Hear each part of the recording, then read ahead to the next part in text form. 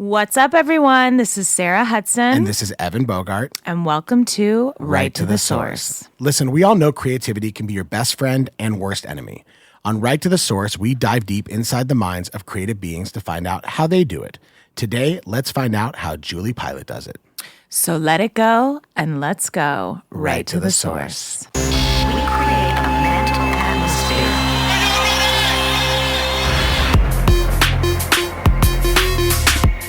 Right to the source. Right to the source. Hi, Sarah. Hi, Evan. Tell us about our guest today. This episode's guest, Julie Pilat, has been one of the most creatively influential and inspirational people in the music industry for the past 2 decades. A Seattle native and Northwest radio pioneer, Julie eventually became the award-winning music director for Kiss FM in Los Angeles, curating one of the biggest radio stations in the entire world. She quickly made a name for herself as one of the most passionate and hardworking music lovers in the LA music scene, using her position to help discover and empower new recording artists while cultivating and fostering support for other creatives, including songwriters and producers.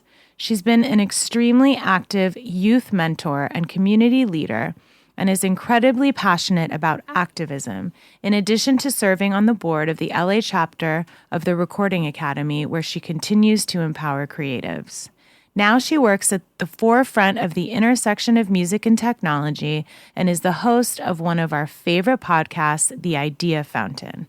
Julie, we are so excited to have you as our guest and hear all about you and your creative process. I'm so excited to be here. Yay. Hi, Julie. So we start every episode with a segment called A Rose and a Thorn. Yes. Hit it, Sarah.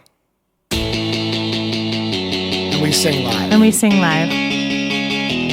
A rose and a thorn, a rose and a thorn, a rose and a thorn.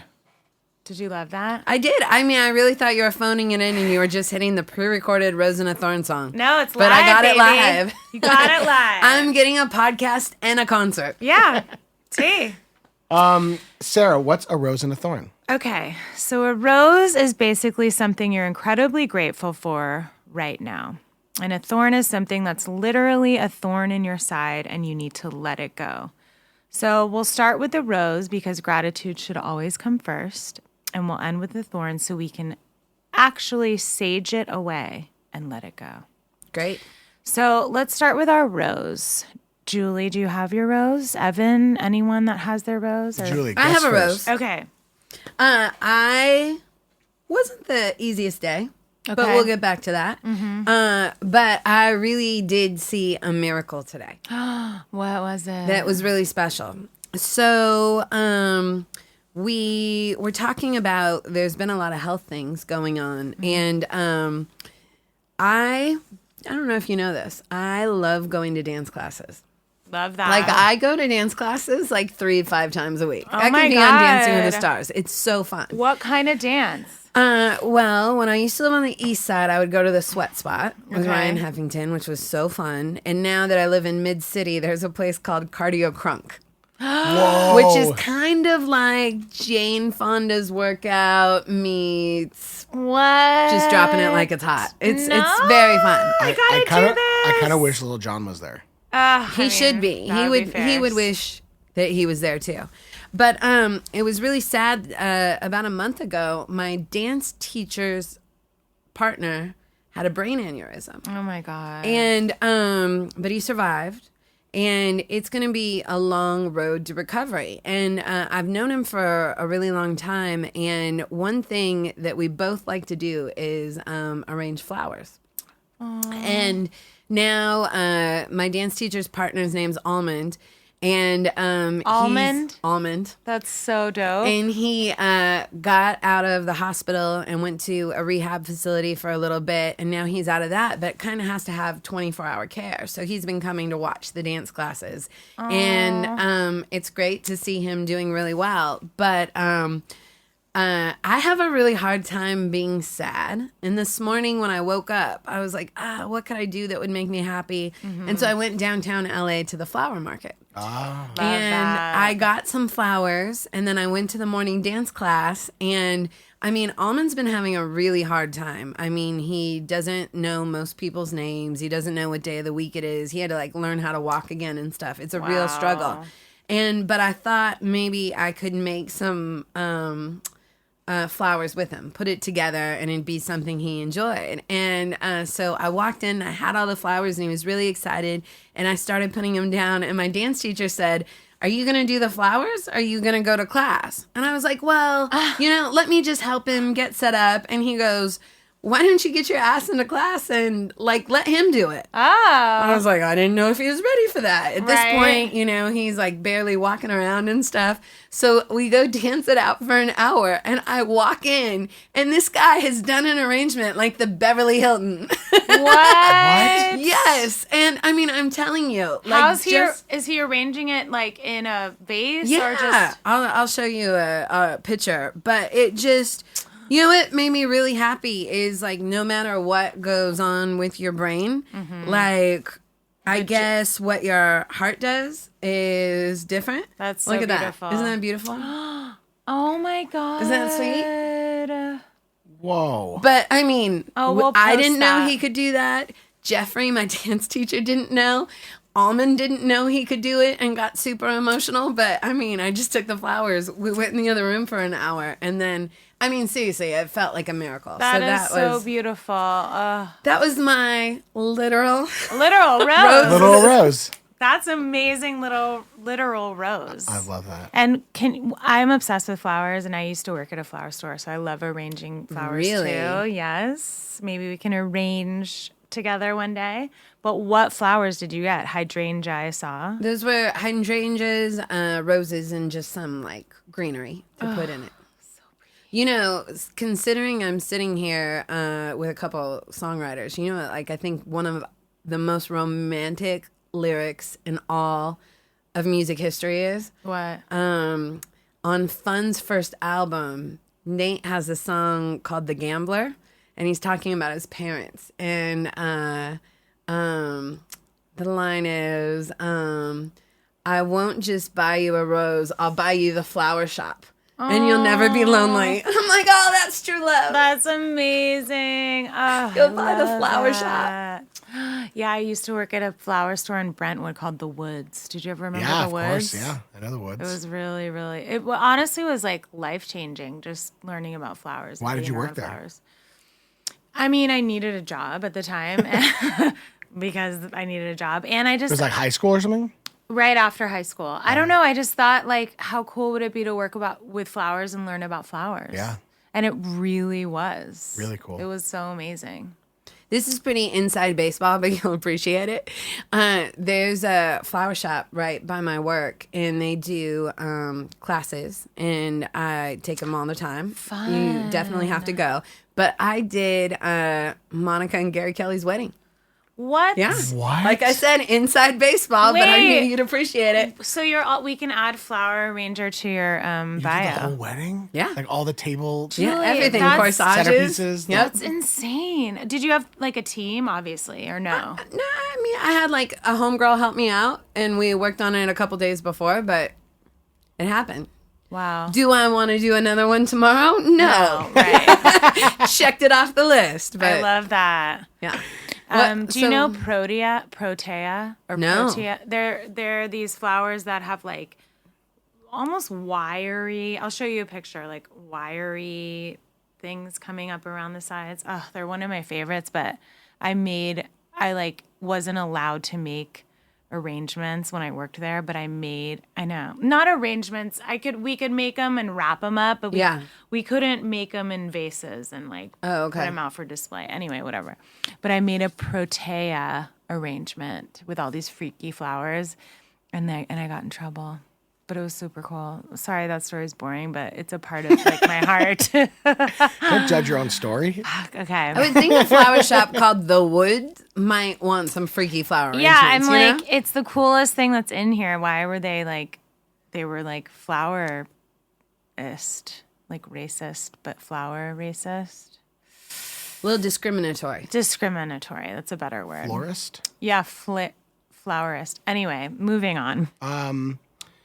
My rose. Okay, so I went to a workout class for the first time since my accident a year ago today, and I went to try something I've never done before. And my rose is that I was able to do it because for the last year I haven't been able to work out, and then finally physical therapy gave me the clear to go ahead and do it. But they told me I couldn't do anything that's like any kind of like circuit training or anything that was too strenuous.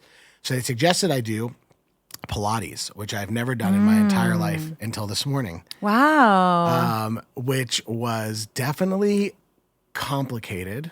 It was like a machine, like Right. and also really strenuous. Being that other than walking, I hadn't done any sort of exercise.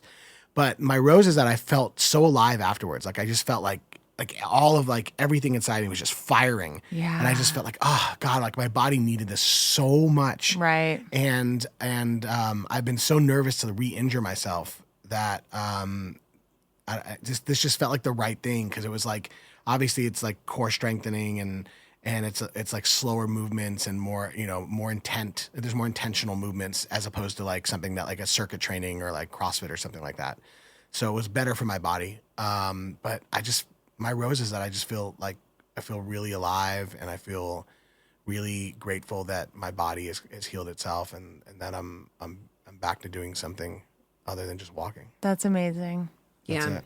I love that. Yeah. We were just talking about how hard it is sometimes to do the things that make you feel good. And why is that so hard sometimes? Like exercising or meditating or all of these things. And you feel so good. And then at least me, I fall into these ruts of like not doing them because I feel good. And then I'm like, fuck, I got to do those. I got to meditate again. I got to exercise again. And I don't know, it's like the hardest thing to get back up and do. It's so hard. It's so hard to do that. But like my body for like the last couple months has been like craving. Yeah, I feel to like that exercise. too. Like, and never in my entire life, I promise you, never in my entire life has my body ever craved wanting to exercise. Right. These last 2 months, I've just been like, I want to go for a run. And like, I've been told like, you can't do it. You can't do it. Like you have to wait until you get cleared. And so they cleared me, but only for Pilates, which I had never done before. So, Well, congratulations. Yeah. I didn't realize the accident was so bad. You put such a brave face on, and like, I definitely didn't know it was that serious to hold you back for a year. Cause yeah, it was crazy. Like the only thing physical therapy was like, I mean, at some point, like a month ago, they were like, you could get a personal trainer who could like do stuff with you. And I was like, they're like, we know people. I'm like, yeah, I'm sure. right. I'll wait till I don't know. It just felt like I was being like, Yeah, it's scared. dragged Like you a don't little want to bit. re-injure yourself for sure. yeah. But I stopped feeling pain completely about 3 months ago. And so since then, I've just been like really anxious to get going again. Before that, I was doing like circuit training. So I don't know. That's the Pilates dope. thing is interesting. I'll probably go back, maybe not tomorrow, but the next day and I see love how that. it goes from there. My rose, I have to say, is just being alive and life and just like breathing and being here. We were talking about it a little bit earlier today. I like really, really love life and being alive. And, I think in these moments of like getting so caught up in stresses and the little things that like stress you out and, being ungrateful or focusing on the negative and then, realizing how precious life is and how short life is and just being here and being able to experience love and friendships and family. And it's just such a gift. It's kind of crazy what you were just saying about how it's hard to stay on track, right? That, Yeah. Like, there's all these healthy things that we know are good for us, but then you get derailed and Yeah. then you feel so good after. And I think it's kind of the same with life, right? There's so many distractions. And then anytime there's a natural disaster or a tragedy, you really remember what's important 1000%. and start to get grateful. Yeah. And it just puts everything into perspective. And I think we talked about it, before we started recording is we just lost somebody dear to us and the music industry and a real beacon of light. And, I wanted to talk a little bit about Busby in this moment because he was such a rose to so many people. And, he's definitely a rose to me and was always sort of there to encourage and, I don't know, just bring a new perspective to people. And we just found out that we lost him. And he passed away. And I just wanted to take this moment to just, talk about him and his memory and be grateful that we got to experience him. And, it's a really, really sad thing to experience. I think this has to collectively be all of our thorns. Otherwise, this is going to be a very, very sad podcast. Yeah, no, I was going to bring it into the thorn and say, like, this is also a thorn and it's a rose. It's like a weird, bittersweet moment because it really just makes you appreciate life and his life. But it's also so terribly sad.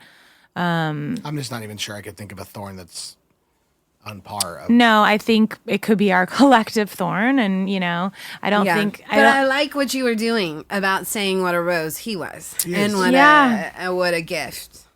Yeah. And I think that, I don't know, these things really just wake you up and bring you out of yourself and go, oh shit, like we are just precious beings that at any moment could just be gone, and it just makes all the little things seem so silly. And someone like Busby, at least to me, was such a light to so many people and so inspiring. And I don't know. Yeah.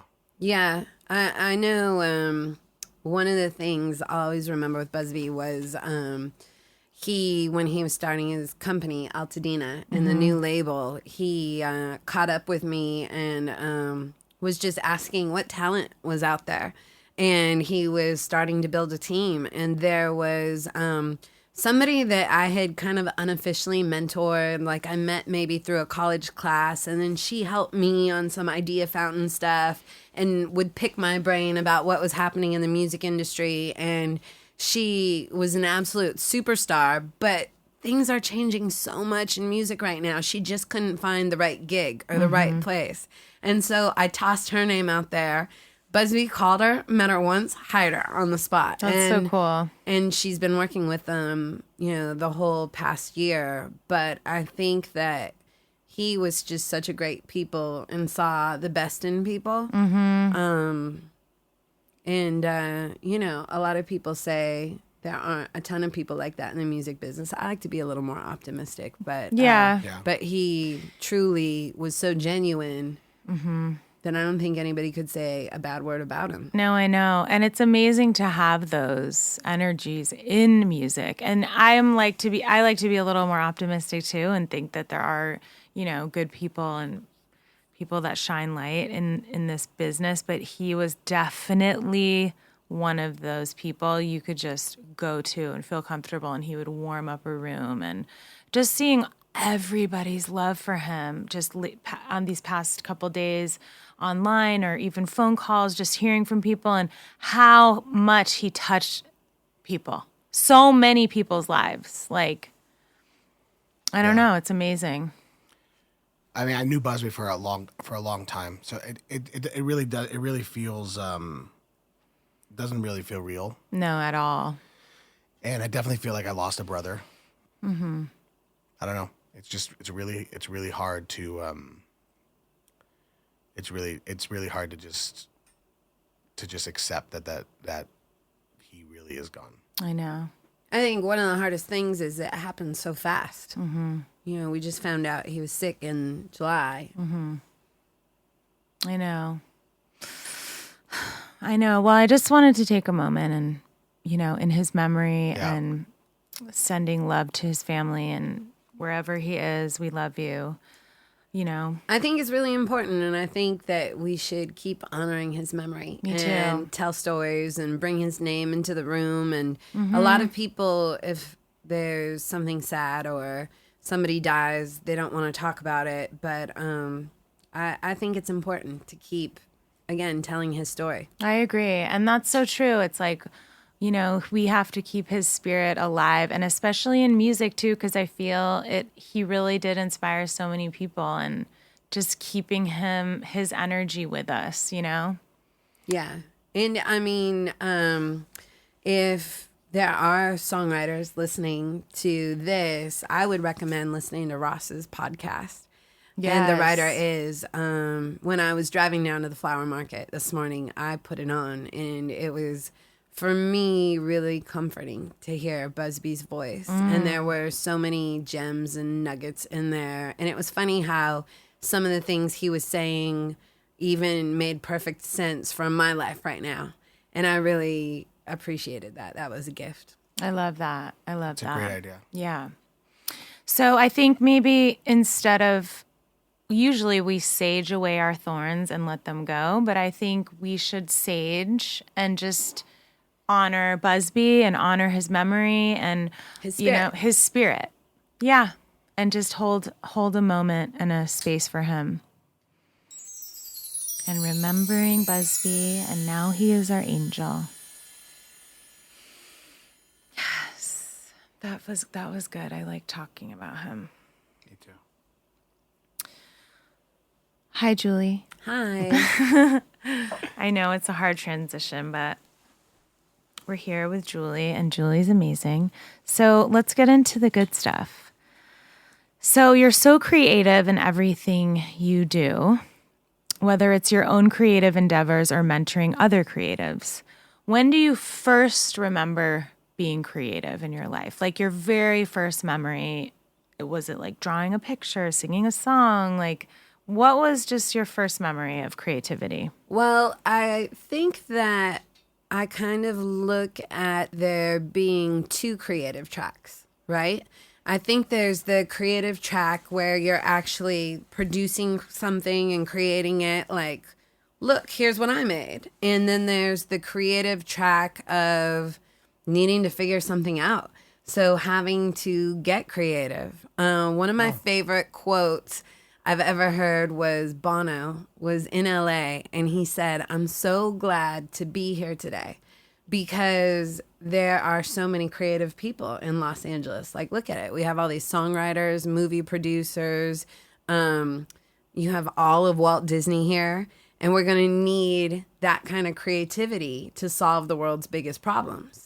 I love that. And when I was a kid growing up, for the first track of creativity, I lived in a household that kind of had a creative smackdown.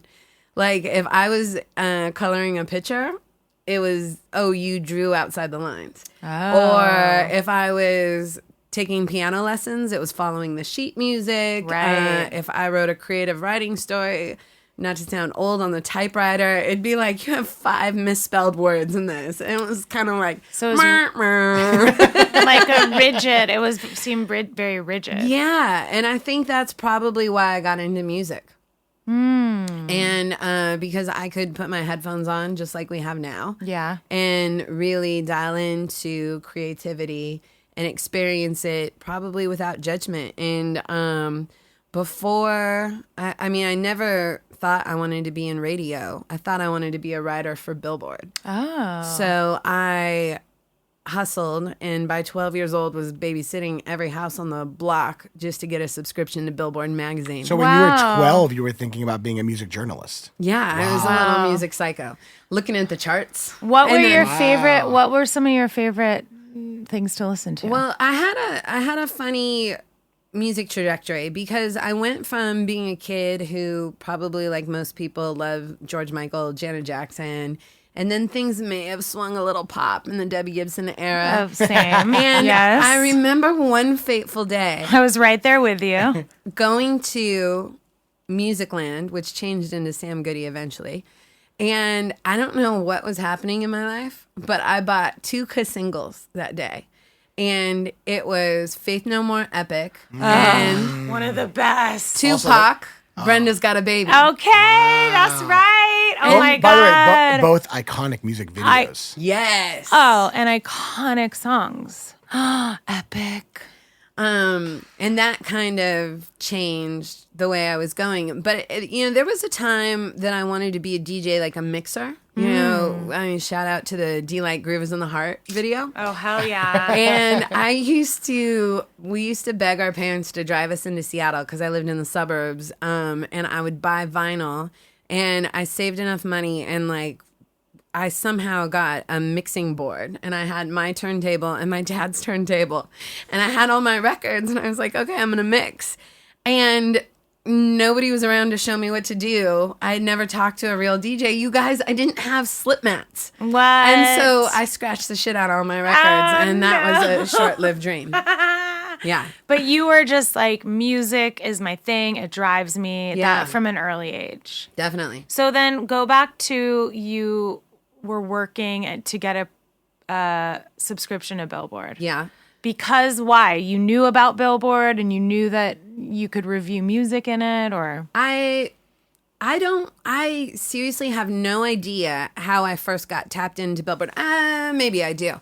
I had an uncle that lived in Chicago and would send me a gift certificate like every Christmas for like $25 at Tower Records. And there was only one Tower Records downtown Seattle. And I probably was spending that and spent $19 on a CD and was like, what can I spend the rest of the $6 on? Got a copy of Billboard and was like, this is amazing. Wow. It has all this music they don't play on my junky little local radio station. And then I would like go buy the singles. And it was that drug of music discovery, right? And knowing stuff first.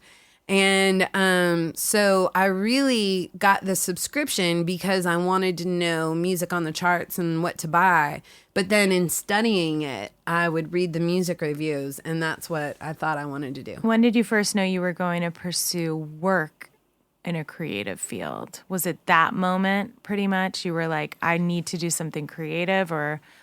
I mean, when you're 12, I don't know about you guys or kids these days, but I really wasn't thinking what I was going to do hard. I was just thinking this would be cool. And then when I was in the 8th grade, a DJ came to my junior high career day, and I had never wanted to be in radio. You were talking about being in Vegas this weekend, and the DJ still does mornings in Vegas. His name's Chet Buchanan. Yes, shout out Chet. And he came to my junior high career day, and everybody was asking him what famous people he'd met. And I was like, how come MTV played this record 6 weeks ago and your station played it yesterday and the DJ said it was new? What? Yeah. And Wait, how old are you? 13, 14? at this point, I'm like 14. Wow. And then, I would say, how come your station plays all this new music like after midnight and none in the morning when I'm driving to school? And Did he answer you? yeah, he answered all my questions. But the funniest thing is I played a lot of sports, and I had a softball game that day. I was in full uniform, like socks up, puffy jacket. It's so good. And the bell rang, and I had a game that day. So I darted off, and he grabbed my jacket, and he said, hey, do you want to help out at the station this summer? And he gave me his business card, and I was like, sure. And so I called him when it was summer, and I used to answer the request lines on Sundays. Like, I'd go for a 4-hour shift. That's amazing. And what was that like? People would call and say like, I want to hear this song, and you'd like write it down. Yeah, like tally mark, street research.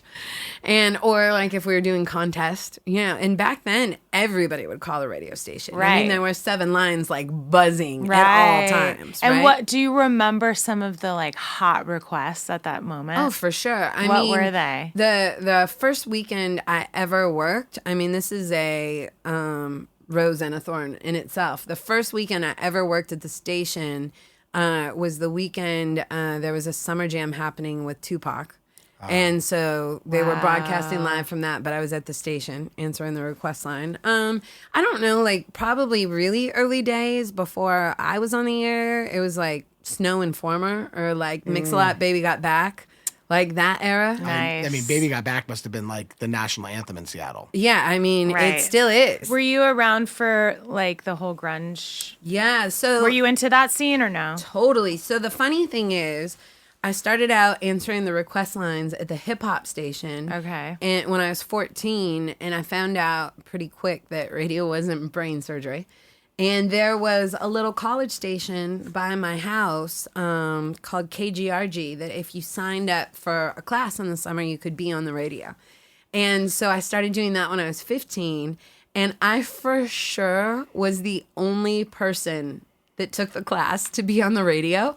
Everybody else just wanted to steal CDs or play their friends' bands. Oh my God, that's hilarious. And if you can imagine me, this like 15-year-old little girl walking in and like it looked like I was in the movie Singles. Like everybody had the like long Soundgarden hair. It was in a trailer not much bigger than this room. And like it just, the carpet smelled of like weed and wine. Right. And I don't know, like I remember being a little kid and there were all these DJs with big radio names, right? Like we had Shelly Hart and Eric Powers. And I remember walking into doing my first shift and saying, hey guys, what do you think my radio name should be? And they looked at me and go, your radio name? What, you think somebody's going to listen to your show? You're going to have fans? You need, like, what are they going to try to call your house? Figure out who you are? Your radio name? And I was like, all right, Julie Pilat it is. Trying to cut you down, but trying to cut your dreams down. But it was great. I mean, because, you know, they were keeping it real. Yeah. And once you give up your name, you can never go back, right? And I'm so glad. There's so many, like, people in radio named, like, Boomer or, like, DJ Scooter and stuff. Right. So take us on the journey from there. Well, I'll talk about the creative journey. Yeah. Because I did that through high school and college, and then ended up dropping out after my junior year to be full-time at the hip-hop station in Seattle, Cube. And I was music director in middays. And it's funny because I think that's where the other track for creativity came in, because the station had no money. And you just had to figure it out. You had to figure out how to be entertaining. Like, we would always come up with weekend promotions and stuff. And like in Los Angeles on the radio, they'll like give away cars. Right. In Seattle, you would have like a gift certificate to Subway. Right. And so you would just have to like figure out how you could tie into pop culture. I mean, I think the best thing I ever did was Mother's Day weekend, and about 2 weeks before, there happened to be, I'm going to crack myself up, there was a Nas concert in Seattle, and somehow I got to Nas, and I had him say one line for the promo, and I had him sign like 10 Mother's Day cards. Oh my God. And we did All I Need Is One Mom weekend. No, that's amazing. And then we gave away like, I don't know, like, gift certificates to breakfast, perfume, and a Mother's Day card by Nas. I'm literally dying. All I need is one mom. That is all I need is one mom. That's genius. One mom. So I want one of those cards. I know. I wish I had You should one. have kept one. So yeah, you just figured it out. But I think back then I probably read The Artist Way too. Oh, love The Artist Way. Yeah, and that really, one of the things I love about The Artist Way is it's a book and it gives you all sorts of exercises to be creative. And I think that it's more important than ever for everybody to be creative. Like even if you work at a Fortune 500 company and you're in the boardroom, there's so much disruption happening right now, right? Mm-hmm. Like you can't just look at research and stock prices. You have to try new things. And so The Artist Way, even though I didn't have the ultimate goal to paint or make a record, it really had me be more creative. And one of the exercises they had you do was every week go on an artist date with yourself. Love that. What is that? It could be going to a museum or a flower arranging class or sitting down with a coloring book. Like you just have to do something creative every weekend. And I think kind of the more you do, right? Yeah. And I think that really opened me up to being more creative. We say that all the time, that creativity begets creativity. Yeah. Like if you're stuck trying to write a song, go be creative in another way. Yeah. And it always opens up your like creative valve, and you're able, usually able to come back to whatever it is and knock that out. And we see that all the time. We always say like having a a creative outlet that's not your job. So what do you do when you break away to do something else creative?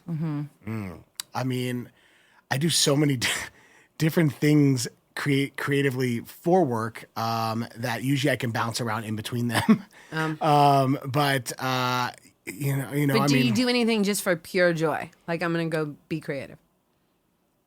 Yeah, I mean, sometimes, I mean, I know it sounds really silly, but I mean, people who know me, but sometimes it's still songwriting, but it's not for work. Sometimes I write rap songs. That's great. Love that. Just for me. Yeah. I go back to like my roots when I was in high school and I write rap songs. I know I'm not writing rap for somebody else. I'm just writing them for me. I know I'm not going to put them out. I take beats that I love and I write raps to them. I love when that. they manifest, are they like, is it like journaling? Like, are you working out what's going on in your life? Or is it more silly, playful rap songs? It's actually, they're actually completely like random storylines. I don't know. All of a sudden, they're kind of almost free thought stories. So like, all of a sudden I'll talk about like, I'm on this date with this girl. Like none of it's real to my real life, but I start telling this story. I guess, creative writing. Yeah, really. it's like creative writing. That's cool. But as a rap song. And just kind of like, I grew up listening to a lot of storyteller rappers, Nas, Common, Tupac, Biggie, like some of the greatest storytellers of all time, poets as far as I'm concerned. Oh, totally. And so that's the kind of raps I like to write are stories. And love that. They're usually nothing personal to me. But they sound like they are. That's cool, though. I love that. Yeah. How about you? For me, I do a lot of painting. I have in my garage kind of a little setup of all my paints and, tapestries, and I just put on music and I paint. I love painting. And I just like throw paint on a canvas sometimes. Like it's nothing crazy. I just love it. And also for me, just being inspired is so important. So I love to go to museums. I'm reading Rosemary's Baby for the 10th time. That book really inspires me. I don't know why. Like, just things like that. Like I get tattoos. I know that's crazy, but thinking of them and then going to get them or even getting my nails done, like just doing things that are creative and that I find like inspiring help me go into the studio and like write a song, Yeah. So, yeah, but painting's a big one for me. I've always done it since I was little, drawing and painting. And I have a million coloring books. I just love it. That's awesome. Yeah. Yeah. And then I feel like it really wasn't until my 30s that I got comfortable enough for myself to actually release something or put it out or do something publicly, right? Like painting or something or my podcast. Got it. And shifting the creativity to, I don't know, participating rather than just being behind the scenes. Right. And that's a different muscle. So how'd you get to LA? Tell us that transition. Well, And why LA? I actually got to a point where, well, here's the part of the story you'll enjoy. Okay. I'm enjoying all of it so far. I know, me too. It's fascinating. Really. Blew out my knee chasing after Tyrese. Okay. I love that sentence. So what happened there? So going back to the Summer Jam stories of working at a radio station in Seattle, when you're in Seattle, if you're working at a concert, we'd have these concerts every summer at the Gorge called Summer Jam, and they were gigantic. And the Gorge is like 2.5 hours outside of Seattle. And it looks like you're watching a concert on the Grand Canyon. Yeah, really. It is beautiful. I've never been to Red Rocks, but I hear the Gorge and Red Rocks are like the two places to see shows. Yeah. I used to be on the air making stage announcements, stressing out about Ja Rule's transportation. And the show was running like an hour and a half behind schedule. And Tyrese was supposed to go on next, and he was stage side, but the show was running so late, he got mad. And he wanted to go back to his dressing room, which was up a hill like the size of Runyon Canyon. Oh, my God. And I knew if he went to his dressing room, the show would end up... Yeah, he'd never come back. Right. And so I saw him leaving, and he went down the side stage, and there was a ramp where they were loading equipment. And by the time I saw him going away and started chasing after him, they moved the ramp. And I was like 24, 25, and I thought I was Wonder Woman. So I just ran and jumped off the stage.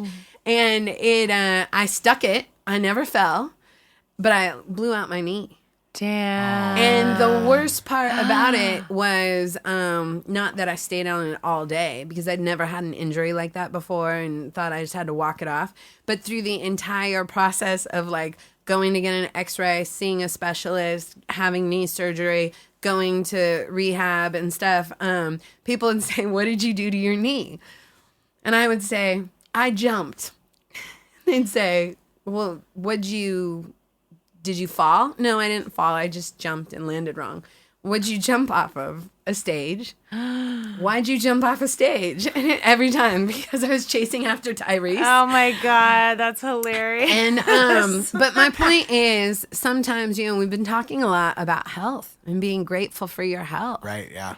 And that was the first time really ever I stopped, right? Because it took me down. I mean, I couldn't walk regularly for like 6 months.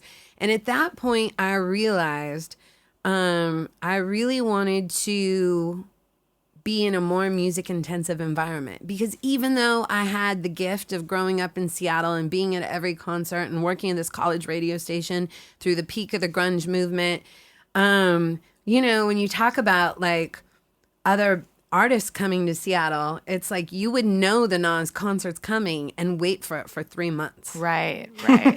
And, there aren't as many music managers or producers or songwriters or record label people. You have locals in Seattle, but like the places things were happening were LA or New York. Right. So I knew I Where there's wanted something to. new every night, basically. Yeah. And I knew I wanted to move to LA or New York just to be even closer to music.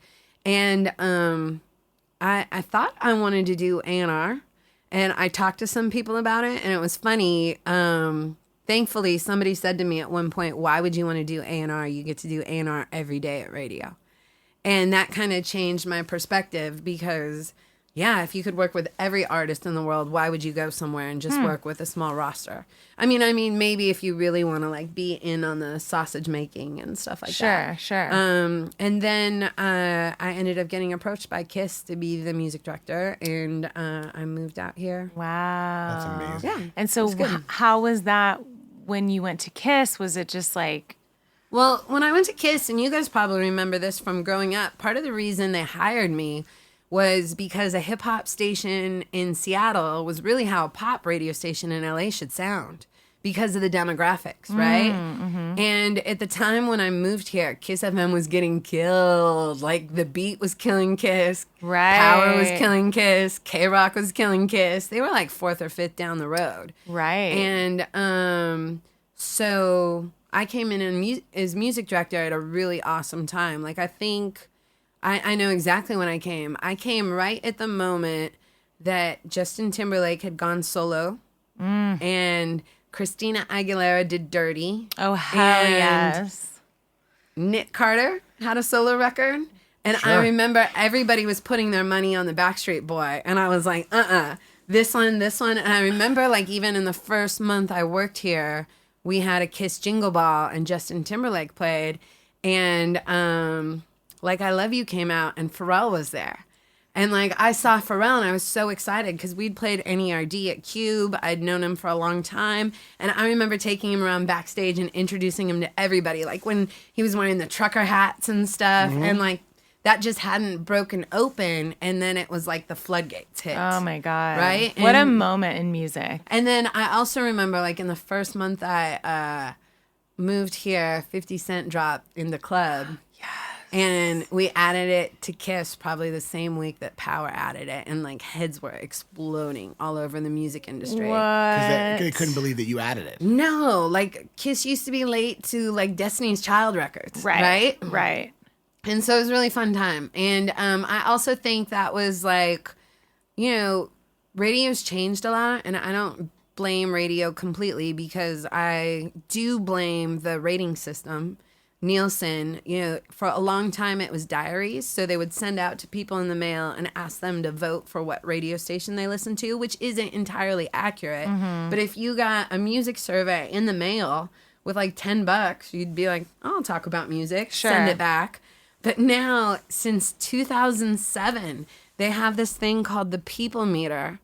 And Nielsen calls like 2,000 people in LA, telemarketers, and gets people to agree to wear a pager for 2 years that detect FM frequencies. What? I'm dead serious. I couldn't make this up. Wait, still right now? Yeah. And that was like the new technology. And I really think that's what killed radio. Because if you think about the people that are determining if you have success are going to be the people that are willing to answer their phone and talk to a telemarketer. Nobody in my phone right now. Okay. And true. then wear this pager that detects FM frequencies. It doesn't even detect the digital frequencies, like if That you listen on iHeart. So is freaky. and so that's why radio really started to shift. And it's the worst thing for radio because right as streaming was kicking in and people could listen to whatever they want, radio got more and more conservative. And that's where like the hot AC stations and news talk and country started doing so much better because their audience was more likely to listen to the telemarketers. And why do you think that they haven't changed that? I mean, why do you think they still think that that works? Sarah, how many? It's a monopoly. Yeah. There's no other rating system. And I don't know. I mean, there's a lot of broken things in this world that just, Yeah. we were talking about the medical system. Totally. It's No, totally. tricky. That is very strange. Very strange. You've been such an inspirational resource and mentor for creatives. Why is that important to you? Like, how important is community to you? Well, I think that I always say my 3 favorite things are music, creativity, and community. And it's a real privilege for me to be around creativity. Like, I mean, how many of us that, grew up, spent all of our allowance on music or worked shitty jobs just to be able to get CDs. The fact that we even have access to all the world's music in our phone blows my mind. Right. Or to know creatives, whether they be fashion designers or writers or people working at, Halloween Horror Nights, like all of it. Like I just get really excited about creativity. I mean, and to me, everybody matters. So I get just as excited about a kid that's working on something than going to see Beyonce for the 12th time. Love Beyonce. But, I get really excited about the discovery and the newness of it. And then, coming full circle, like I said, everybody matters. The community and the connections just to people are really important to me. And I don't know, it's nothing that I sought out to do. I didn't put my angel wings on and say, oh, I want to go change the world. I really fell into volunteering when I first moved to LA. Janet Jackson was being honored by a place called Home where I volunteer, and Virgin Records had bought a table and said, do you want to go see Janet Jackson? I was like, hell yeah, I'll go see Janet Jackson. Hell yeah. And anyway, between celebrities getting up and talking about the center, a place called Home is a nonprofit in South Central LA that deals with, I actually really like this. Forever, people would say underserved youth or at-risk youth. And now they're saying opportunity youth.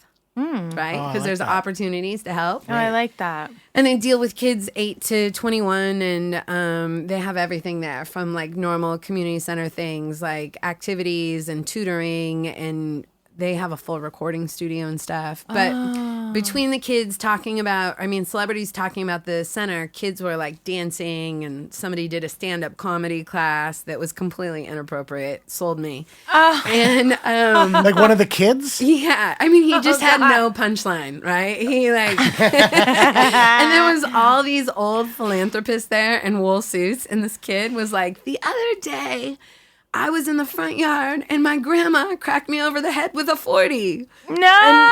And like, nobody's laughing. And I'm like, Oh my God. Wait, I want to do something there. I'd love be to careful volunteer what there. you wish for. I know, All but I right. want to. No, I would love to take you down to a place called home. I would love to go. But anyway, I left, and at the time, CDs were a lot more valuable. So I thought, well, when we're done with CDs at KISS, we'll donate them to the center. And I called, and they said, we'll pick up the CDs, but we really want you to come see the center. And as soon as I went down to South Central, it was pretty crazy because this is before smartphones, and I had my Thomas guide, and I remember trying to find South Central, and literally Central was in the crack of the Thomas guide.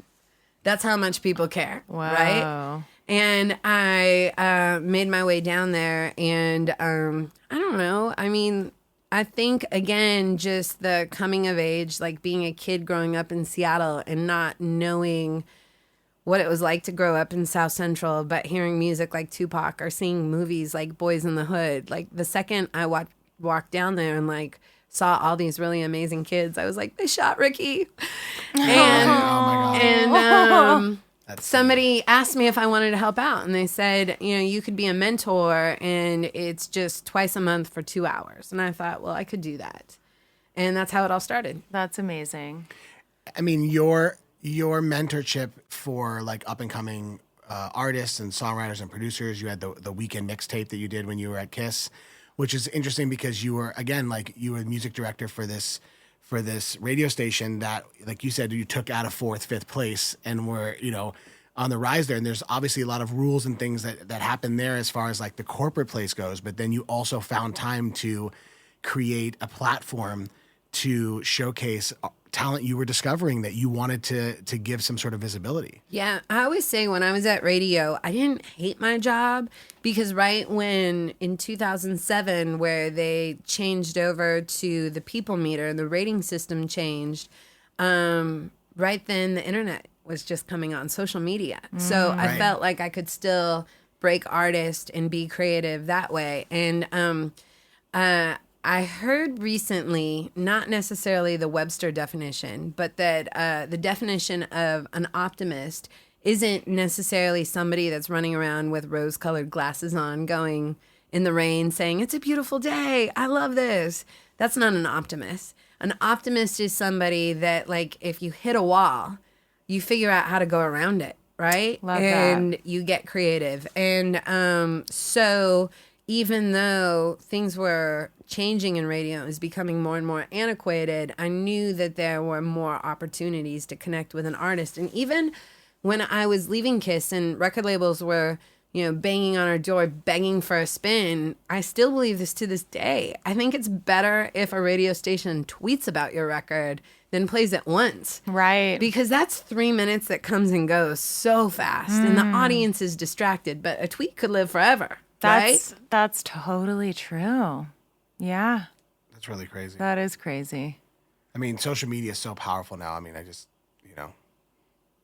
way more than what radio would play, right? I think the industry just doesn't give it as much credit because there's not a chart, right, Yeah. for social media. And it's hard. I think we all, with everything, whether it be the music industry or, you know, our own goals, I think it's a really important time to redefine the definition of success. Oh, 1,000%. What do you think it is? Success? Yeah. I mean, Let's redefine it right now. to me, it's success is being able to do what you love every day. I couldn't agree more. I mean, yeah, making money at doing what you love, that's amazing. And not, you know, having to struggle, that's amazing. But I think if you're truly loving what you're doing every day, that is success. I think that I 1,000% agree with you. And I think that if there's a new artist that's trying to break, that can be a difficult target to hit, right? Totally. And I don't even, like, look, there's an artist, I'll say who it is. Her name's Naya. Super dope. She's like got Lisa Stansfield meets Sade vibes. Wow. And I say Lisa Stansfield because how many up-tempo R&B like jazz-based songs No. do you hear? Sure. And she's got them. Sure. I like it. So, I mean, I just stumbled onto an event. I was supporting a friend and she's playing live and she's dope. And so I took a picture, tagged her on Instagram, and she asked me if she could pick my brain on some things and play me some music.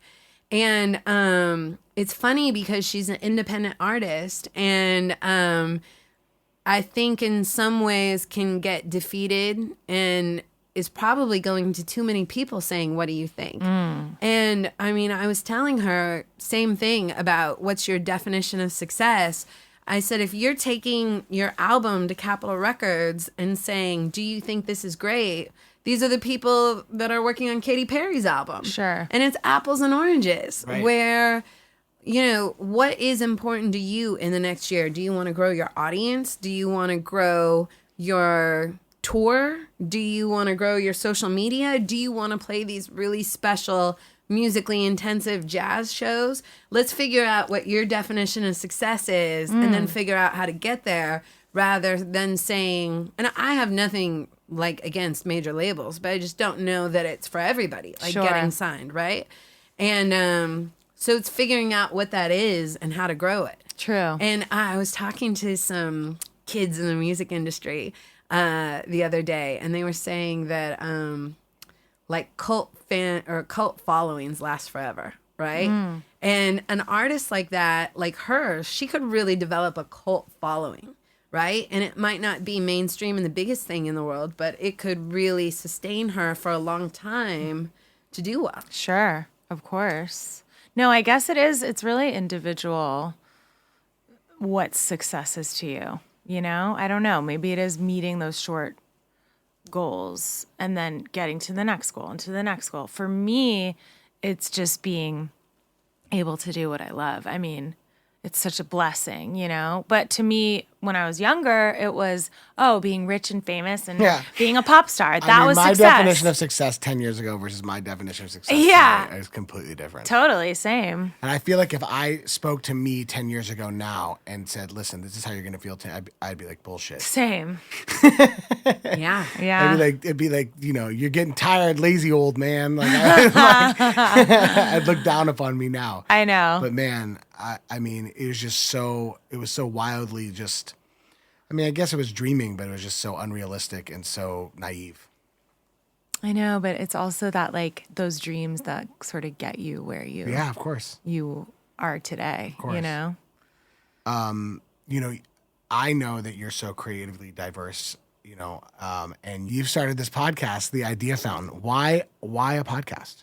Tell us the story behind it, because I know some of it, and it's really interesting. We were talking about how much I love community, and I have really fascinating people in my life. And a lot of which their stories aren't told. And I also, from being on the radio, really missed interviewing people. I love interviewing people. And there's some people, like there's this woman who's one of the founders of a place called Home, Sister Pat. And she is a gangster nun. Like, she was in the Civil War in Mozambique in the 80s, like as a nun. She, after that, went to Rome and was Mother Superior in charge of all the nuns in 17 countries. And she said, give me something harder. And they sent her to South Central after the Rodney King riots. And like Sister Pat at a place called Home in the early days would be like between gang members and the police, you have to arrest me. And she'd get arrested. Sister Pat is a legend. She is. And I would keep like peeling the onion and want to ask more. And the more I would dig in, she's so humble because she's a nun. She'd be like, oh, but Julie, you're doing so great. Tell me more about this. And she'd just deflect. Aww. And I didn't want to interview her and write a blog because it felt like just a drop in the ocean. And so I had a couple opportunities come up as I was thinking about this where I could host somebody at my house and do a fireside chat. And I asked if I could tape it. And from then I knew that was the format. And I think 50% of it is the conversation. I think 50% of it is the people in the room. In fact, there's a couple people that I wanted to interview that weren't in LA. So I did the conversations on the road, and I'm really, really, really itching to get back and do the conversations with the group. That's so cool. And what you just posted up somewhere on the road? I mean, it's a podcast, so Anywhere. it's available on almost all platforms. There's some consciously I don't feel like I can post on. Yeah, and the whole goal is the Idea Fountain. Every single month I interview somebody that has changed my life in some way. That's so So cool. it's all across the board. But who are some of the other guests that you've had on the Idea Fountain? I've had so many people. There's you and I were talking about this the other day. There's something I love called time banking. Oh, I'm just obsessed with this. Tell me do you know what this is? No, tell me. I'm newly obsessed with this. Tell me. Yeah, we're gonna get you in. You're in. You're Okay. gonna be in. So, time banking is a financial system based off of reciprocity and the most valuable currency in the world, time. Because I don't care who you are, if you're our president or Dr. Dre, like nobody can have more time, right? Of course. Right, all time is equal. Your time is worth my time. Sure. Yeah. Your time is worth my time versus, the kid at the front desk. Because some people would say, how could you say a lawyer that charges $1,000 an hour that their time is equal to a 7-year-old? Well, each hour is a sliver of their destiny. So everybody's equal. That is tea. And so it's a real thing. Like about 10 years ago, I joined the Silver Lake Time Bank, and you would get a time credit for going to a meeting. And if you brought something for the potluck, you'd get a time credit. And then you would put on a site 3 things that you wanted to help with. So I had like music biz advice, social media, and philanthropy. And like the best caterer in Silver Lake would hit me up and say, I don't know how to use Twitter for my business. So I would go have coffee with her, help her, and I'd get a time credit. And P.S. now I know the best caterer in Silver Lake. Okay. Jenny Cooks. And then Shout out Jenny Cooks. a songwriter would hit me up and say, I just don't know how to get my music to artists. I'd have coffee with them, and then I'd get a time credit. So now I'd like gone to a couple of the community meetups. I'd helped some people. Let's say I had 10 hours in the bank. I could look at the site and go shopping for what I needed. So I had a stylist from HBO come reorganize my closet. What? I had because these people put their they had names. offered. Right. Yeah. They put these services. skills and services, these skill sets up on their. Damn, this is so cool. I took drum lessons. What? Like I had friends that were artists that offered to give me drum lessons, and I was too embarrassed. I never was like gonna just go on the internet and sign up for 12 drum lessons, but I took drum lessons through the time bank and got it out of my system. So anyways, it's unbelievable because everybody I ever met through the time bank is an incredible human being and has remained a friend for life. Wow. And, we all need help. And the time break is broken if you don't ask for help. And if you know that you're like helping make the whole system work, all of a sudden it's like, oh, I have to have a delivery on Thursday. Can somebody come to my house and let this person in the door? Great. And Wow. then it's awesome because people will ask you for help with things that aren't your day job. Right. And so it levels up your skill set. So anyways, long story short, That's amazing. the man that invented time banking, his name's Dr. Edgar Kahn. He was a speechwriter for Bobby Kennedy. He's Wait, pretty so legendary.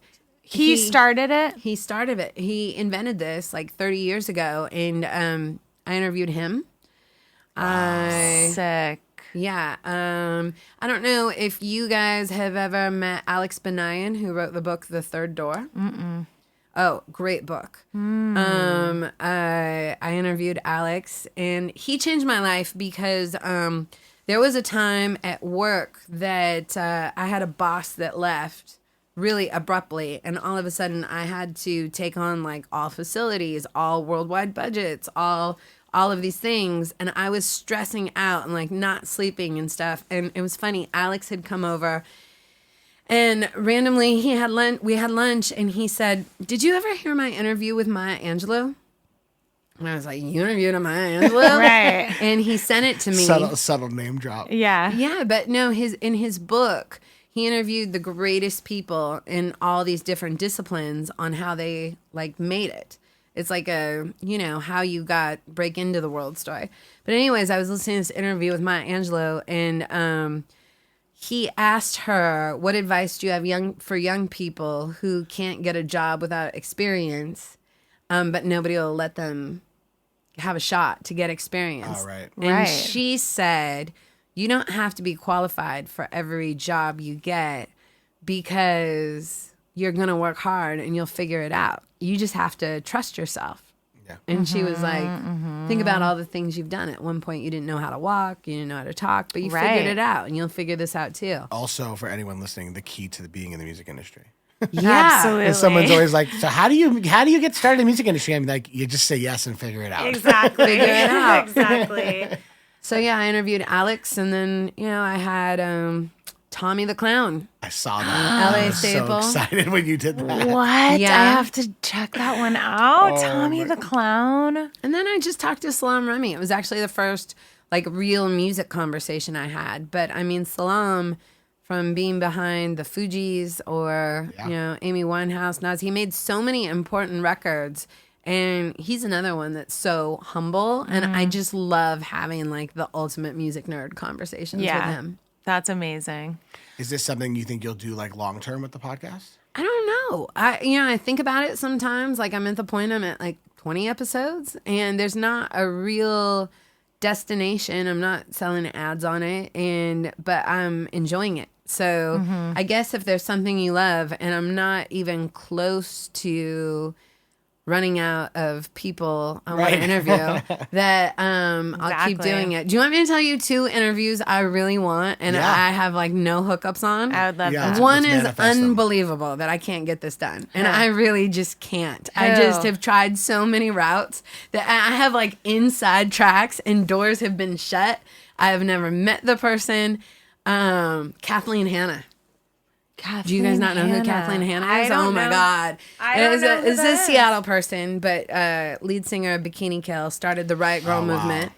I bet you M&DR might know her. Maybe, but I mean, I don't know if you guys know Molly Newman that was in Bratmobile. She started the Riot Girl movement. Like, she couldn't get it done. Like, Why do you think that is? Where is she? Do you know where she's she a is? really private she's here, guys. She's a really private person. I She's don't like, know. she's my neighbor. She won't even talk to me. I've never met her. Bikini Kill reunited this year. I haven't been able to get that one in. And you want to hear a super random one that I'd like to interview? Who? Alyssa Milano. Got any hookups? Interesting. I mean, when I was a kid, I wanted to interview her. Oh my God. I was definitely an Alyssa Milano fan growing up. I thought for sure you would have gone to school with like her brother or Right. something. There'd be No. like a young Hollywood story there. Damn, Alyssa Milano. I went to school with I went to school with like Fred Savage.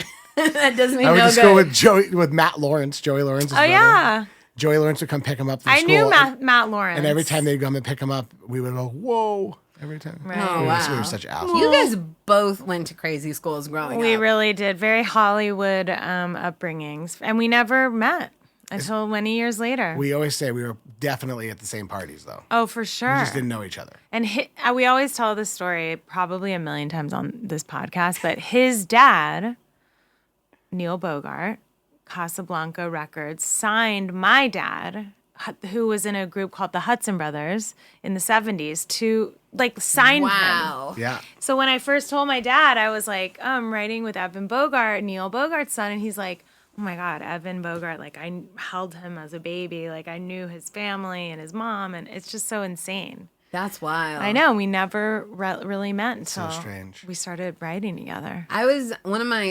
love when my friends from Seattle come here to remind me how insane LA is. Totally. And I remember one year there was the Sunset Strip Music Festival, and Steve Aoki was there, and we ran into him, and then I was explaining to my friend, his story. And then we ran into Cisco and Nick Adler, and I was explaining the history of the Sunset Strip, and she just looked at me and she was like, man, when we were growing up, it was like, oh, there's Susie's dad. He works for Boeing. Right. No, it's insane. It's insane. It's really crazy. I know. I mean, I think it's rare. It's weird because we kind of take it for granted, but it's been more apparent to me because ZZ like comes from a town of like 5,000 people. Yeah.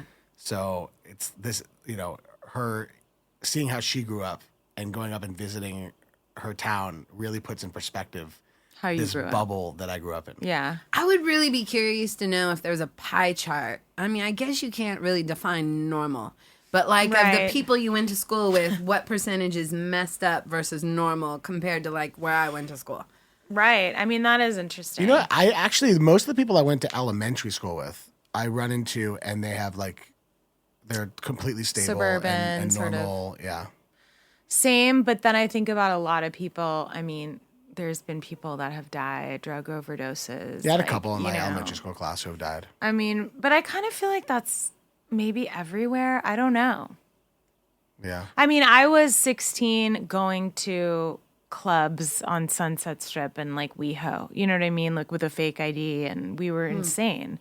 And when I tell people that didn't grow up here, they're like, what? That's crazy. When I was 16 years old, I went to an all ages club at the Whiskey called Ballistics that was thrown by Dave Faustino and this tagger, this graffiti kid named Rainbow. Dave And Faustino I from saw- Married with Children? Yeah, and Wow. I saw NWA perform there for the first time. They came out and when they did their album, which is the album title that I can't say, and they came out there and they performed, and there used to be freestyle battles there, and I used to rap. I had my first cigarette there, and I used to freestyle with a rapper who was signed to Ruthless Records named Will 1X. Yes. I love your first From cigarette. Afghan Clan, who eventually became Will I Am from Black Eyed Peas. And that's where I met Will, and Will will always be like, this Evan was this kid, and he used to come and freestyle. We used to battle with us. We were at Ballistics, blah, blah, blah, blah, That's blah, blah. And I'm like, Will, how do you amazing. remember me back then? He's, I remember you.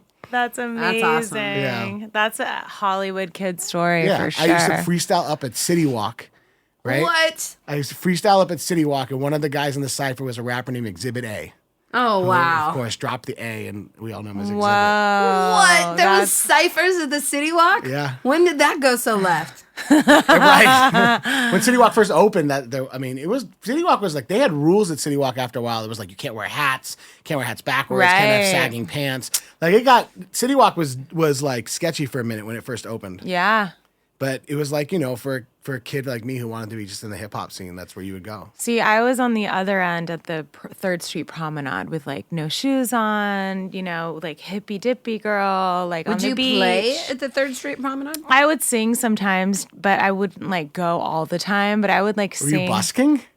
What is busking? Like for money? No, I would just what I stand there. thought. No, with my CDs. Like, Yeah, it's the same Yes, thing. it You're did. busking. I guess I was. Andy Grammer was but I didn't have busking. like a bucket.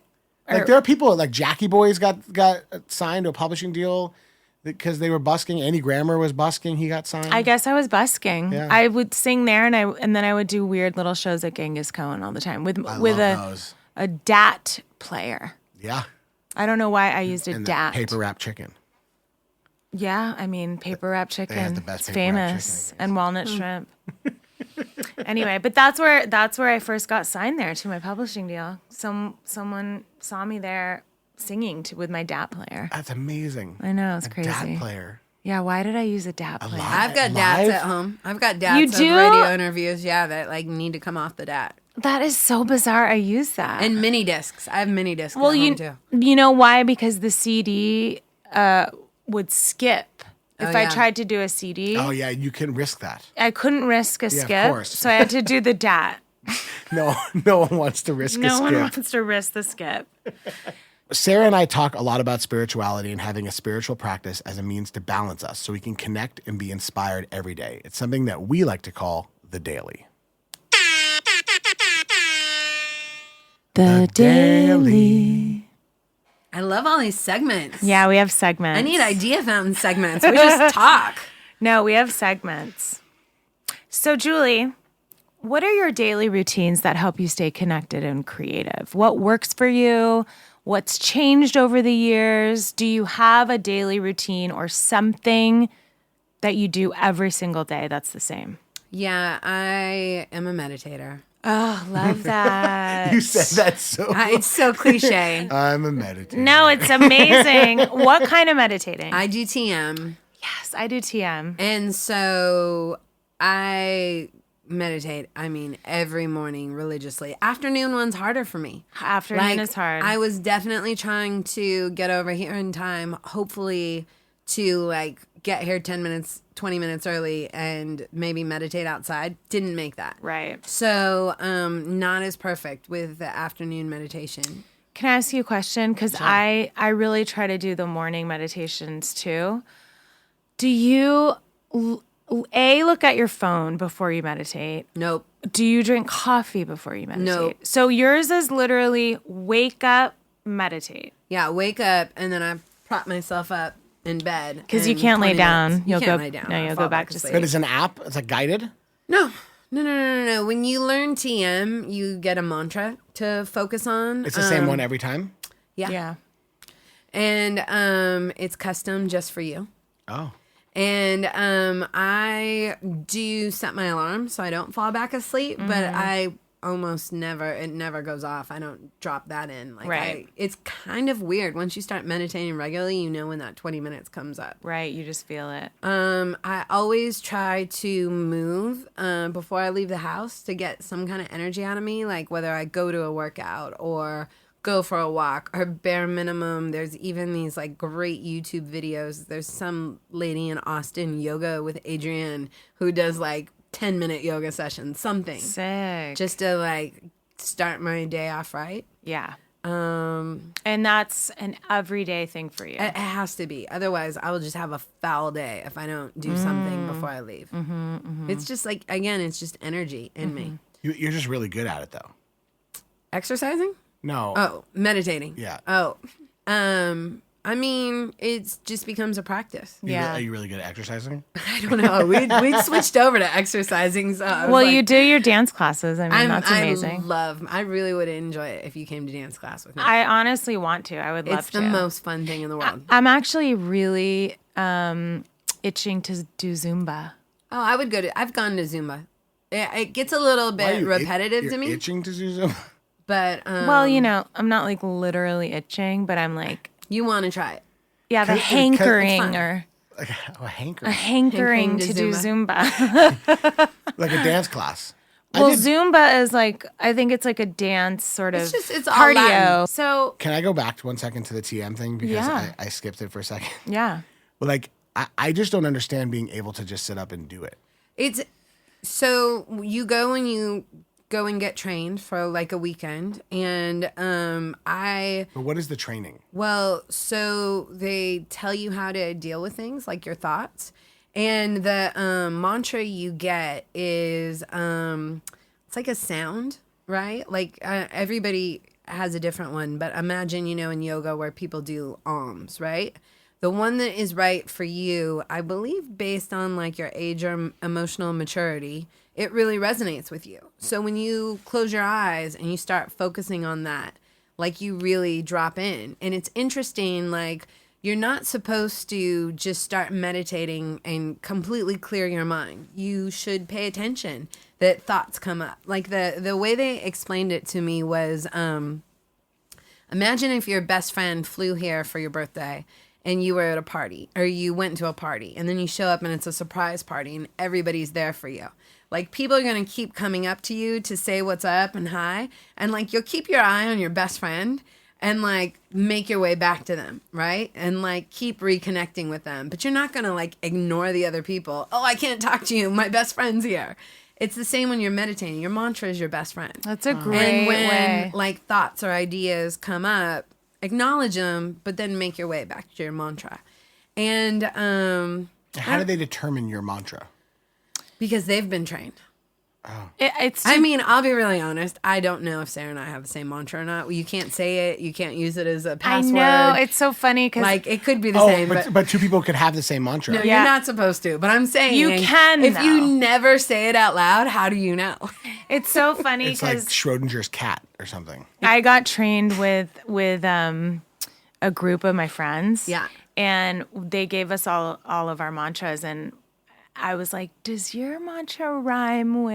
Oh, And no. I know, and they were like, "No, stop." But I was needing to know if we had the same one. But yeah, it's supposed to be specially curated for you, like you said, how old you are, just where you are emotionally, mentally. But You would feel gypped if you got the same one. It's like getting the same fortune cookie. Yeah. I mean, But, it's crazy. How about you? Did a lot of things change in your life after you started meditating? My entire life changed. totally. I mean, it's so TM for me was a game changer because I was always, which I think a lot of people are, really judgmental of yourself when you meditate. Like, I'm like, okay, here I am. And then thoughts would come in and I'd be like, no. And I'd be like, I'm not doing it right. I'm pissed off. Like these thoughts, and you start judging yourself. But the thing TM changed for me was exactly what you said. It's like, it's okay that thoughts are coming in. It's natural you're going to have thoughts, but you return to your mantra and just keep returning to your mantra. It's like returning to your breath. And this is better than guided. It's It not is for me. Guided's like generic because they give you a mantra. Everybody gets the same mantra. I think all meditation's good, Yeah. right? We were just talking about exercise a second ago. Like anybody that goes for a walk is going to have a benefit from it, right? Right. But if you go to drenched, you might really get a killer workout. Yeah. And I mean, for meditation, I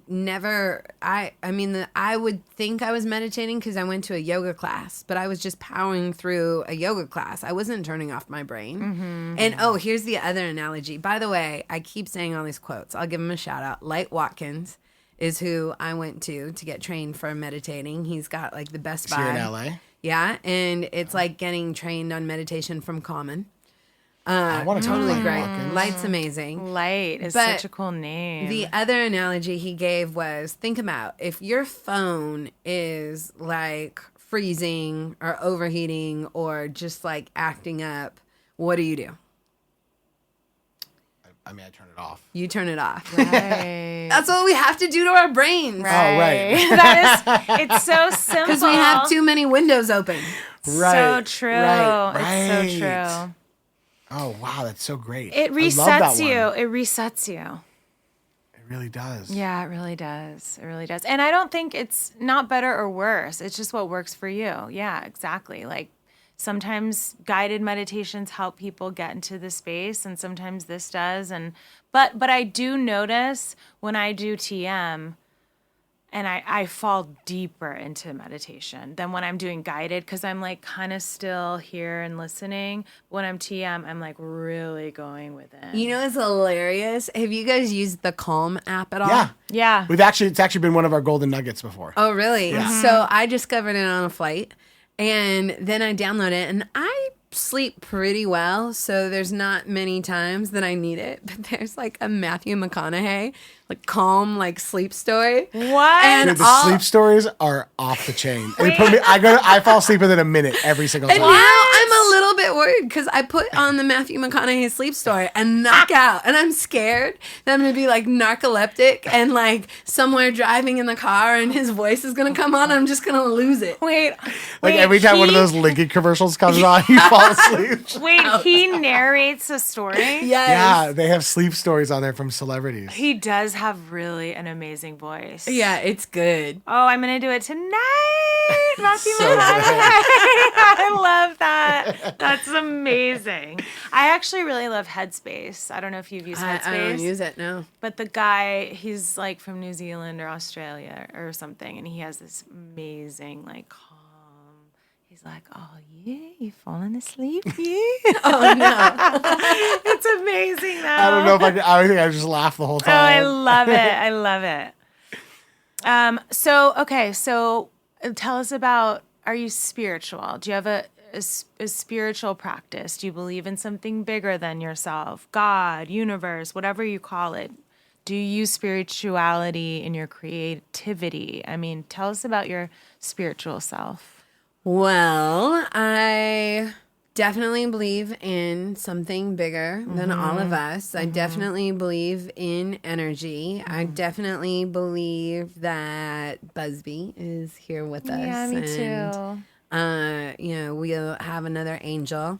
It was actually pretty cool when I was a kid growing up. We, in school, had to read this speech. There actually was a Chief Seattle.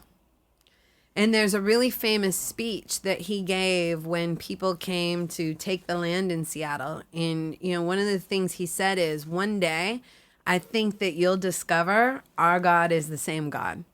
And how can you own the land and the sky, and all this stuff. And it's really, really beautiful. And I think kind of around middle school, I was like, hey, you look at all these different religions out there, and my family wasn't particularly religious. I did go to Catholic high school just because it was the best school to go to, but I always felt like I didn't want to choose. Like I wanted to take the best from Buddhism, the best from Christianity, the best from all these different things and learn.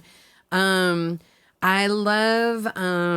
really working a lot on intuition. And that's actually the last Idea Fountain episode I posted. There's this woman who's amazing. Her name's Laura Day. And I stumbled onto one of her books like in the late 90s called Practical Intuition. And she's not super esoteric and hippy dippy. She works for like a lot of big companies on stock market things. And she doesn't want you to like go zen. She feels like all your intuition is all around us. It's a survival skill. So I've been working on that a lot. And I mean, you guys know, how often have you thought about somebody and then they called? Yeah, of course. Right? Or you're like, I knew that was going to happen. So crazy. Yeah. Because we do know. And so I've been working on that a lot more. That's amazing. Like trying to like tap into it and like harness it. I'll be really honest. I went to an intuition boot camp. Where? For a weekend here. She taught a class. Like I read her books for 20 years and then she taught a class here. And she gives you like secrets how to like tap into your intuition? Yeah, and she makes you do exercises immediately and like work with people, and it's pretty insane how good you are. Like kind of like I'm sure you went through a phase needing to have confidence in your creativity, right? Because it's like, I wrote the song, I think it's good, and then it's SOS, right? And it's the same with intuition. Like a lot of times people think they know or may want to go against the grain, but they don't speak out. And when you actually do and you try to answer a question without knowing or something, it's pretty incredible what you can come up with. That's amazing. I want to do that with her. Yeah. I want to read her books though. I'm really fascinated by that. Yeah, I like Practical Intuition, and she's got another book, The Circle, which is about bringing in a new reality, something like a goal you're focused on. Cool. I love that. And then so do you think spirituality ties into your work, into your creative work? I mean, is it a big part of that for you, or? I think so. And I'll tell you, something happened that really opened my eyes to energy once. We had an opportunity. We were doing something for the community at KISS, and we went to, John Forte had just gotten out of prison. Wow. And we went to the Sylmar Youth Penitentiary. And here I'd done work in South Central for a long time. And even I had, we'd done stuff at Children's Hospital with the radio station. And I wasn't ever overly emotional about it. And when I went up to Sylmar, I wasn't mentally stressing out about it or overthinking about it. But I walked into the youth prison, which at the time was the largest youth facility in the Western Hemisphere. Oh my gosh. And the second I walked in, got super emotional. And I had these big sunglasses on, and I was just sobbing, and I didn't want anybody to know I was upset. So I like leaned against a fence because I'd carpooled with people and didn't want to make a big deal about it. And then I cried from like Sylmar to Silver Lake until like 10 o'clock at night. Wow. And it was so strange because I couldn't mentally process why I was so upset. I hadn't even gone in and done stuff. And there's somebody that I think of as a mentor, this guy, his name's Malidoma Somé. And I talked to him about it, and he's like a shaman. And I was like, what do you think? Why did this impact me so much? I was like, is it a past life? Is this the work I'm supposed to be doing? But I didn't want to go back to the prison, right?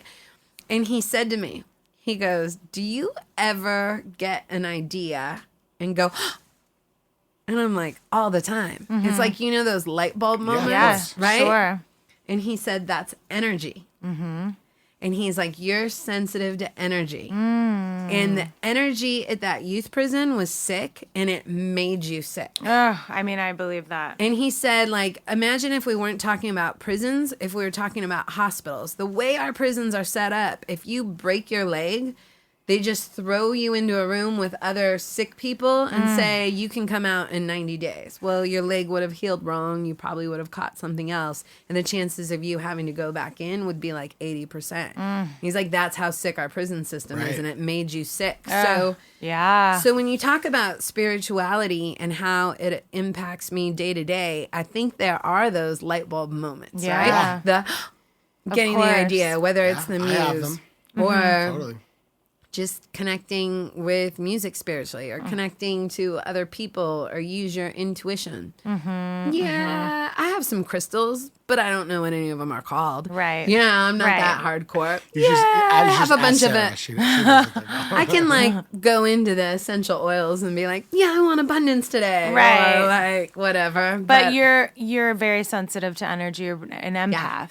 Yeah. Probably. Yeah, I think so. Should we move into our last segment? Yeah, so before we end each episode, we do a segment called Golden Nuggets.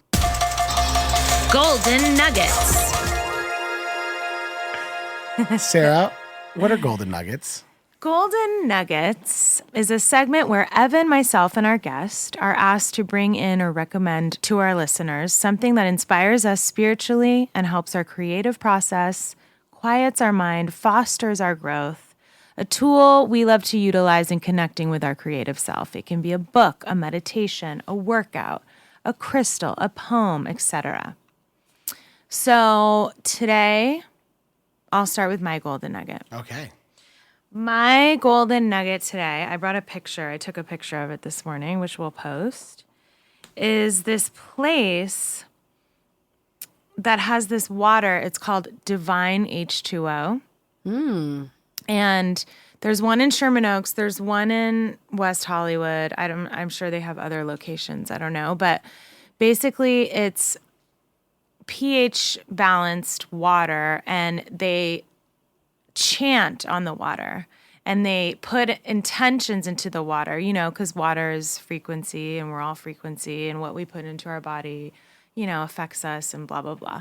So they have different... At the location I go to, there's like 6 different faucets, and one has been chanted on and meditated on for peace, one for love, one for prosperity, and some people that I've taken there, they're like, this is bullshit. This is an LA like bullshit thing. But I swear to God, this water, it just, I don't know. I love it. I love the intention behind it. I think it's just so cool, and it feels so good to put it in my body. And it's just like my favorite thing to do. And I have my little jug, and I go in and fill it up. And the woman there is amazing. She makes amazing juices and smoothies, and we talk about health. And I mean, it's just the coolest thing. But I don't know. Water's everything, we're made up of water, so we might as well put the best water in our bodies. So that's my golden nugget, Divine H2O. I mean, I believe it. There's that Japanese water study. Yes. Where the scientist looked at the water molecules, and, there was some water molecules he'd write like Hitler or hate on the water, and the water under the microscope would be all deformed. And then there'd be other water bottles that they'd put love and, peace, and they'd look like snowflakes. No way. Yeah, then they do these studies where it's like on top of a speaker, and they would put like a tray of water. I remember seeing YouTube videos on it. And the same thing when they'd play like angry, sort of hate-filled music, the water would go like insane. And then they'd play a peaceful, like high vibrational music, and the water would form these like beautiful shapes. And it's just cool. I just really believe that the intention you put into things is everything, Yeah. Well, so that's my golden nugget, my Divine H2O. I love it. Okay. I could get down with that. My golden nugget is here. I'm lighting it. My golden nugget is, it's kind of basic based on some of the stuff that we've talked about before, but I've become kind of obsessed with it in my sessions. And so since we're talking about fostering creativity and growth and trying to get yourself into creative space and connect, I bring Palo Santo into all of my sessions. I carry it in all of my bags everywhere I go. And Love that. anytime I feel creatively blocked when I'm in sessions, I light Palo Santo.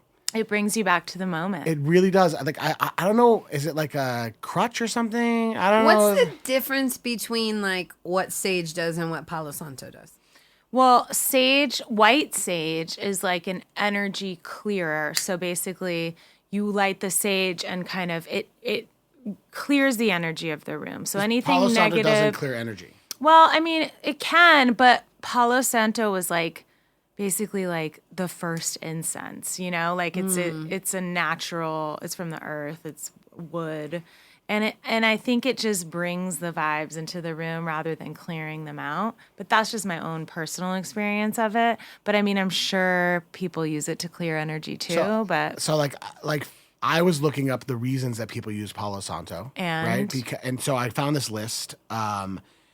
One of them is obviously spiritual purifying and energy cleansing, right? Which is what I would do it like. I'm like, oh, I'm clearing like the energy that's blocking me from connecting creatively, right? The second one says inspiring creativity. Huh. And that's like number 2.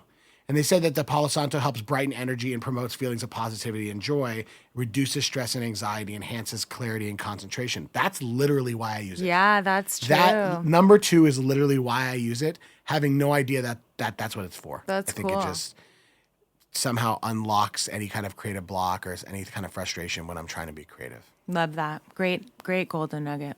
Julie? Julie? Well, I dropped a little hint earlier because did. I was talking about the optimism really being a creative superpower, right? Because it's just figuring it out. I think as somebody that grew up in the music industry, like when people said, no, you can't do this, or this isn't how this works, you just figure out how to go around it and get creative. So I really like being an optimist, and I brought my friend Deepika Chopra made these cards. It's a 52 card deck, all things looking up, and they're optimism cards because optimism is Sarah. a muscle. I'm like, also. Sarah is so jealous right now. I've never seen those. I thought I had every card deck alive. Oh, this isn't like a tarot deck. This is an optimism deck, but I think we should all draw one. Right? Love this. Okay, so mine So up your alley. says, I love know. name one thing you like about yourself. It could be something that seems small or that feels much bigger. It could be anything truly, sincerely, you like about yourself. Your smile, your loyalty, the way you tell a story, your work ethic, your persistence, anything that is true. Amazing. Um, Okay, so I love that I surround myself with really good people. I love that. These are Can I pick from anywhere or I have to pick the amazing. top? I mean, you can pick from anywhere or the top. Okay, I'm going to go in the middle. I like a good middle card. Okay. Take a moment to reflect and remember how badly you wanted something that you currently have today. Love that. Whatever comes up, it could be something really big or something really small. Reflect how badly you wished for it and take a moment to appreciate all the effort you made to manifest and realize it. You did it. What is it? Tell us. Oh, man. I have so many things that I wanted that I have today. I mean, it's a great thing. Sorry, that's like a weird humble brag or something. No, that's great. It's gratitude. Yeah. Yeah. I honestly just like an honest and like sober lifestyle. You know, I just when I was younger, I thought like, why am I so full of shit? And I don't know. I feel like I have like honest relationships with people and that I don't have anything to hide. And, you know, before I was sober, I felt like I had a lot of, you know, I felt like I was hiding a lot and I felt like I was a lot in my disease and stuff. And so, you know, I never thought I would have something stable and normal, whatever the hell normal means, but I do. And I love it. So That's amazing. That's I great. did it. You Yes. did it. That's amazing. All right, Sarah, here we go. Okay, let's see And you're supposed to do a 33-day challenge where you pull a card every day for 33 days, and it really does shift your mindset. Ooh, I gotta get these. I'm literally getting them. Dr. Deepika Chopra, also an Idea Fountain guest.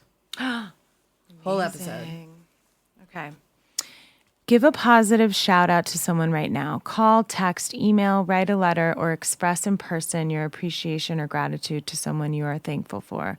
Silent gratitude is great, but loud gratitude is even better. Love that. If only there was a platform you can shout out. Ah, that's so true. Let me think here. I mean, I have so many people that. I mean, does it have to be on it like an email text right now, or it could be on the podcast? It could be on the podcast. Yeah, I think the podcast. I'm